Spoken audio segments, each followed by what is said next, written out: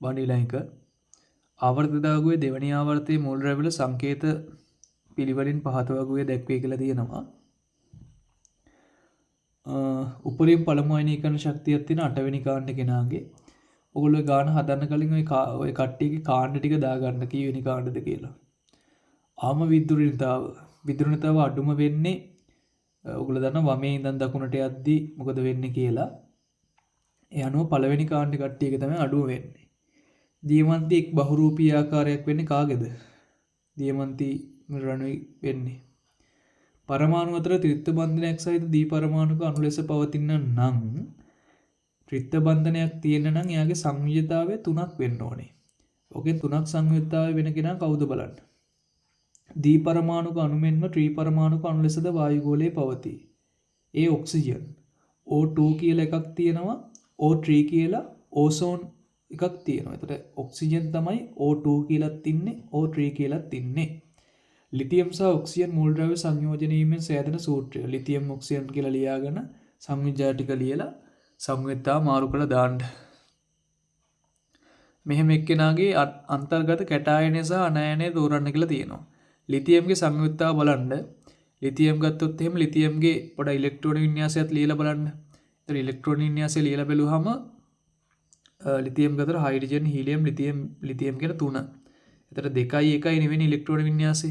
2යි 1යි ඉලෙක්ට්‍රෝන වින්‍යාසය වුණොත් එමේ යාට ලේසි අර එක ඉවත් කරන එකද 7ක් ගන්න එකද?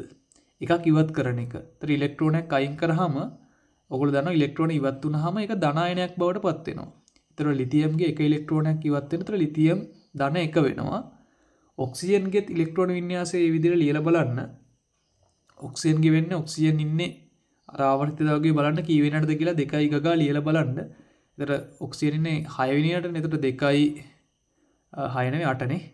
2යි 6යි කියලා ඉලෙක්ට්‍රෝන වින්‍යාසය වෙන්නේ. එතකොට යාට ලේසි 6ක් අයින් කරන එකද තව 2ක් අරගෙන 8ක් කරගන්න එකද? 2ක් ගන්න එක තමයි ලේසි. ඒතර ඉලෙක්ට්‍රෝන ඍණාරෝපිතයි ඍණ 2ක් ගත්තාම මොකද වෙන්නේ? O-2 කියලා එන්නේ. ඒක මෙන්න මේක. ඒතර උත්තර දෙක දාන්න. C හා F අඩංගු වන බහු අවයවීකරණය වීමේ හැකියාව ඇති සරලම ඒකාවයවකයේ බිහුව අඳින්න. බහු අවයවීකරණය වෙන්න නම් ද්විත්ව බන්ධනයක් තියෙන්න ඕනේ. එතකොට කාබන් හා ෆ්ලුවරින් පමණක් අඩංගු වෙන්න ඕනේ. ඒතර මෙන්න මේ වගේ එකක්. අඩුම තරමේ කාබන්ලා දෙන්නෙක්වත් ඉන්න ඕනේ. කොහොමද දැන් මේක අර ලියලා ගන්න ඕනේ. හරි නේද? හරි. අඩුම තරමේ කාබන්ලා දෙන්නෙක්වත් ඉන්න ඕනේ. කාබන්ලා 3 දෙනෙක් එකක් අදින්නත් පුළුවන්. දැන් මේක යහන්නේ සරල මේකනේ. කාබන්ලා දෙන්නෙක් දැම්මම පස්සේ ඩබල් බොන්ඩ් එකක් තියෙන්න ඕන. ඩබල් බොන්ඩ් එකක් දැම්මා. එතකොට මේ කාබන්ගේ සංයුක්තාව 4යිනේ. එතකොට මෙයාට බන්ධන 4ක් තියාගන්න පුළුවන්. එතකොට තව බන්ධන මෙහෙම දෙකක් අදින්න පුළුවන්. මෙයාටත් තව බන්ධන දෙකක් අදින්න පුළුවන්. මේක කියනවා කාබනුයි ෆ්ලුවරිනුයි විතරයි තියෙන්නේ. එහෙනම් මේවට සෙට් කරන්න ෆ්ලුවරින්. මෙහෙම ෆ්ලුවරින් සෙට් කරලා ලස්සනට මේක ගන්න පුළුවන් මේ. මෙතෙන්ටත් දාන ෆ්ලුවරින් එකක්. මෙතෙන්ටත් දාන ෆ්ලුවරින් එකක්. මෙතෙන්ටත් දාන ෆ්ලුවරින්. ඒතර කාබන්ලා දෙන්නයි ෆ්ලුවරින්ලා 4 දෙන්නයි. ඔන්න ඇන්දා. කැල්සියම් කාබනේට් වලින් ආරම්භ කළ සිදු කරන ලද ප්‍රතික්‍රියා මාලාවක් මේකේ තියෙනවලු. මේක මේ කරන්න එපා ඔයගොල්ලෝ. මේකේ වැදගත් කාරණා කීපයක් කියන මේකේ මේ අර පොඩි අවුට් ඔෆ් සිලබස් ගතියක් තියෙනවා මේ ප්‍රශ්නේ. ඒකැල කරන්න එපා ඔයගොල්ලෝ. ඒකැල කරන්න අවශ්‍ය නැහැ. ඊළඟට ගන්න 6 වෙනි ප්‍රශ්නේ. අම්ල භෂ්ම හා ලවණ විද්‍යාගාරයේදී හමුවන ප්‍රධාන රසායනික කාණ්ඩ තුනකි. ජලයේ හැසිරෙන ආකාරය පදනම් කරගනිමින් අම්ලයක් කියන්නේ කුමක්ද? පෙරලන්න ඕගොල්ලෝ ටියුට් එක. ටියුට් එකේ අම්ලයක් කියන්නේ මොකක්ද කියලා තියෙනවා. බලන්න. ජලීය ද්‍රව පිටු ඇවිල්ලා අංක 4. ජලීය ද්‍රාවණයේදී හයිඩ්‍රජන් අයන උදාහරින රසායනික සංයෝගයක්. අන්න හරි. ජලයට දැම්මහම හයිඩ්‍රජන් අයන උදාහරින්න ඕනේ. ටියුට් එකේ හයිලයිට් කරගන්න මේක ලස්සනට උත්තරේ ලියන්න. ඊළඟට හයිඩ්‍රොක්ලෝරික් අම්ලය ප්‍රබල අම්ලයක් වන අතර ඇසිටික් අම්ලය දුබල අම්ලයක් වේ. දුබල අම්ලයක් සහ ප්‍රබල අම්ලයක් අතර වෙනස. දුබල අම්ල ගත්තොත් එහෙම ඒක ජලීය ද්‍රාවණයේදී භාගිකව අයනීකරණය වෙමින් තමයි H+ මුදා හරින්නේ. එයා අපි කතා කරලා තියෙනවා. ප්‍රබල අම්ල ගත්තොත් එහෙම පූර්ණ ලෙස අයනීකරණයට ලක් වෙලා තමයි H+ අයන මුදා හරින්නේ. හරියට භාගිකව විඝටනය වෙලා නැත්තම් පූර්ණව එහෙම තමයි වෙන්නේ. ඒකත් ඕගොල්ලන්ගේ තියෙනවා ෂෝට් නෝට් එකේ. ඒතර ප්‍රබල අම්ලයි දුබල අම්ලයි යටතේ ඒ කාරණා දෙකත් හයිලයිට් කරගන්න කරලා උත්තරේ දාන්න.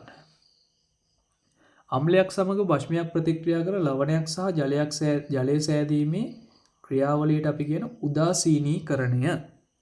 සෝඩියම් හයිඩ්‍රොක්සයිඩුයි හයිඩ්‍රොක්ලෝරික් අම්ලය අතර ප්‍රතික්‍රියාව කරුණොත් ලිව්වා.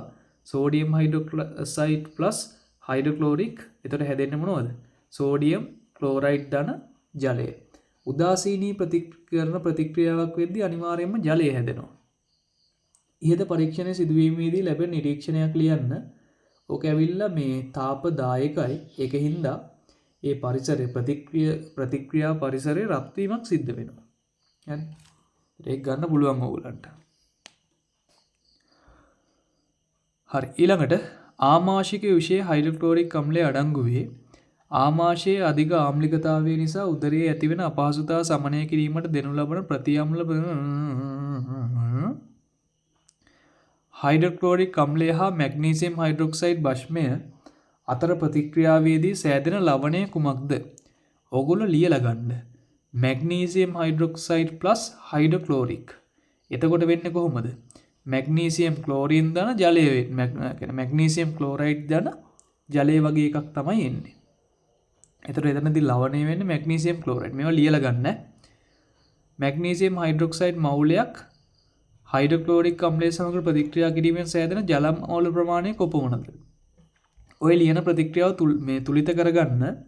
තුලිත කරගෙන බලන්න මැග්නීසියම් හයිඩ්‍රොක්සයිඩුයි ජලය අතර ස්ටොයිකියෝමිතික අනුපාත කොහොමද යන්නේ කියලා. අරයාගේ එකක් එක්ක අරයාගේ කීයක් හැදෙනවද?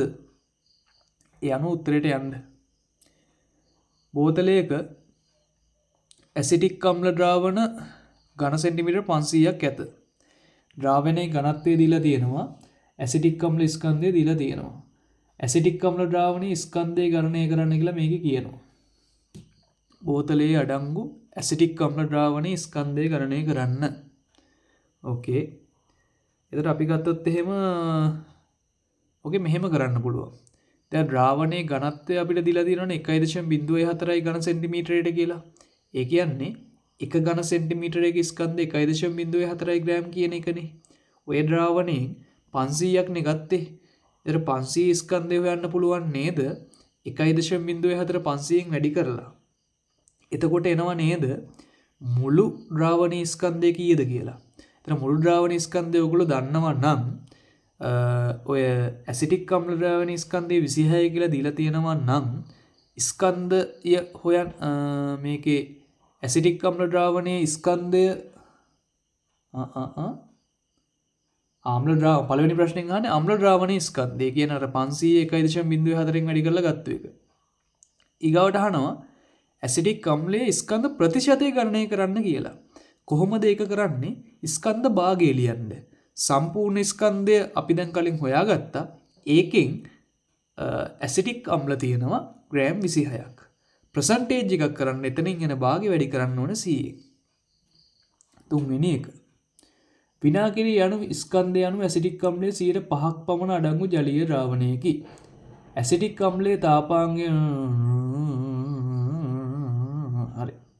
ස්කන්ධය යනු ඇසිටික් අම්ලයේ 10% පමණ අඩංගු ද්‍රාවණයක් ලබා ගැනීමට භාවිතා කළ හැකි ශිල්පීය ක්‍රමයක් සඳහන් කරන්න කියලා තියෙනවා. ඒක ඔයගොල්ලෝ බලන්න ඔය මිශ්‍රණ පාඩමේ ශිල්පීය ක්‍රම සෙට් එක බලලා ඒ ගැලපෙන එකක් බලන්න ඉතින් ඒක ගන්න. තනුක හයිඩ්‍රොක්ලෝරික් සිංක් ලෝහය භාවිතා කරමින් හයිඩ්‍රජන් වායුව නිෂ්පාදනය කරගන්නවා. මෙතනදී වෙන්නේ මොකද්ද? ලෝහයකුයි අම්ලයකුයි ප්‍රතික්‍රියා කරනවා. මේ ප්‍රතික්‍රියාව දීලා තියෙනවද මේකේ? නෑ. ලෝහයි අම්ලයි ප්‍රතික්‍රියාව දීලා නැහැ. එතට වෙන්නේ මම ප්‍රතික්‍රියාව කටින් කියන්නම් ඔයගොල්ලෝ ලියලා බලන්න. සිංක් කියන ලෝහය ප්ලස් හයිඩ්‍රොක්ලෝරික් අම්ලය HCl හැදෙනවා සිංක් ක්ලෝරයිඩ් එක කියන්නේ ZnCl2 ප්ලස් ජලය. ඕක තමයි වෙන ප්‍රතික්‍රියාව. sorry ජලය නෙවෙයි H2 වායුව. පිට වෙන H2 වායුව. එතකොට නැවත මම කියනවා ලෝහයක් අම්ලයක් එක්ක ප්‍රතික්‍රියා කරාම හැදෙන ලවණයයි H2 වායුවයි. සිංක් Cl2 තමයි ලවණය H2 වායුවත් පිට වෙනවා. මේකේ අහන්නේ දෝෂ දෙකක් සඳහන් කරන්න කියලා තියෙනවා. බලන්න දෝෂ මොනවද කියලා. දැන් ඔතන මොනවද දෝෂ? ඔතනදී අපි ගත්තොත් එහෙම ඔතන හයිඩ්‍රජන් වායුවේ තිසල් පුනීලය හරහා යනවනේ. ඒක හින්දා ඔය තිසල් පුනීලයක් ඔය වගේ එකක් දානවා නම් අනිවාර්යෙන් මොකද මේ සිංක් හයිඩ්‍රොක්ලෝරික් අම්ලය ගෑවෙන විදිහට බස්සලා තියෙන විදිහට ඒක සෙට් කරගන්න වෙනවා. එහෙම උන් නැත්තම් එහෙම ඒක හරහා මේ හයිඩ්‍රජන් වායුව යනවා. දැන් අපිට යවා ගන්න ඕනේ හයිඩ්‍රජන් වායුව විසර්ජක නලය හරහානේ. එහෙම ගිහිල්ලා වායු සරාව හරහා මේ එහෙම සෙල්ලමක් නේ අපිට කරන්න අවශ්‍ය වෙන්නේ. අනිත් එක ඔය විදිහට වායු සරාව දීලා හරියන්නේ නැහැ. මොකද හයිඩ්‍රජන් වායුව ගත්තොත් එහෙම ඒක සාමාන්‍යයෙන් බරින් අඩු වායුවක්.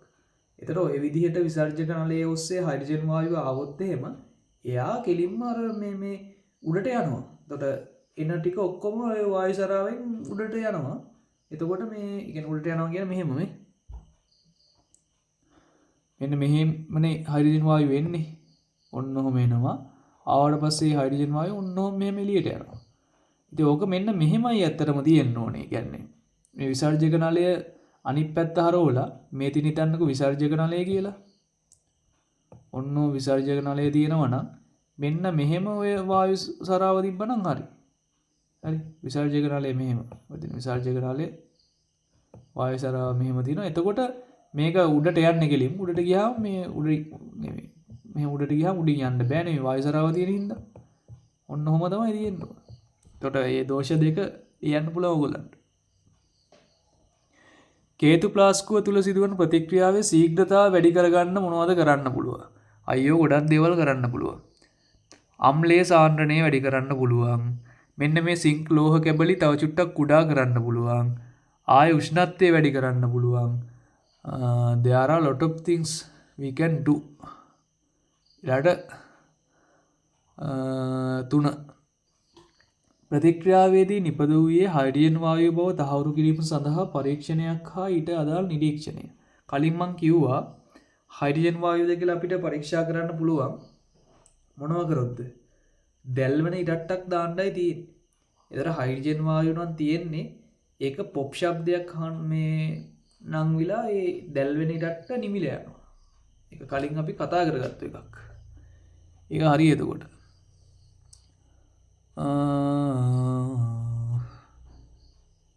ඊළඟට විද්‍යුත් විච්ඡේදනය කේස් එකක් තියෙනවා.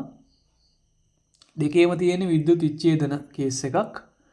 මේක කියනවා විලීන sodium chloride ජලීය sodium chloride විද්‍යුත් විච්ඡේදනය.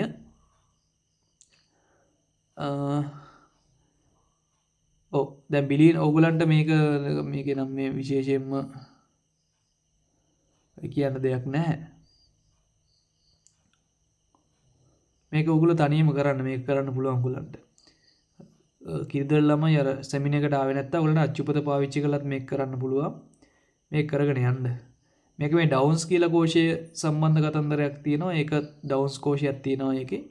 Check කරලා එහෙම කරගෙන යන්න වැඩේ. දෙක රූපයෙන් දැක්වෙන කෝෂයේ විද්‍යුත් විච්ඡේදනය සිද්ධ කරද්දී පිනෝප්තලින් බිඳු කිහිපයක්. ඔයගොල්ලෝ දන්නවා සෙල්ලම මොකක් හරි අවස්ථාවකදී OH- කියන අයනය හැදෙනවා නම් එයා පිනෝප්තලින් එක රෝස පාටක් දෙනවා. එතකොට අනිවාර්යෙන් පිනෝප්තලින් කියපු ගමන් ඔය වැඩේ තමයි වෙලා තියෙන්නේ. මට මතක මේක ලියලා බලන්න OH- අයනය හැදෙනවා ඇති. ඒක දන්නේ බලන්න ලියලා ඒක වෙනවද කියලා අච්චුපතේ සපෝට් එකක් අරගෙන එහෙම වැඩේ කරන්න. හරි. ඕගොල්ලන්ට අනිවාර්යෙන් විද්‍යුත් රසායනයේ අර අවස්ථා 5ටම අදාළව ප්‍රතික්‍රියා ටික අර්ධ ප්‍රතික්‍රියා ටික ඒ ඔක්කොම ටික ලියා ගන්න පුළුවන් වෙන්න ඕන තනියම.